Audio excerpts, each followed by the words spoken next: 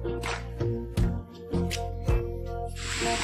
नमस्कार दोस्तों, स्वागत है आप लोगों का हमारे इस ब्लॉग में। तो आज जो है कि हम लोग आ गए हैं झील तरफ घूमने के लिए, जो कि इधर पानी देखिए बहुत सारा बहाव है, जो कि पानी बह रहा है इधर। मुझे ज़्यादा कुछ तो समझ में नहीं आ रहा है कि मैं क्या बोलूँ, ये मेरा फर्स्ट ब्लॉग है। तो आज चलिए हम दिखाते हैं हम लोग जहाँ घूमने आए हैं, जो कि पानी बह रहा है। यहाँ नल के द्वारा पुल है बड़ा सा।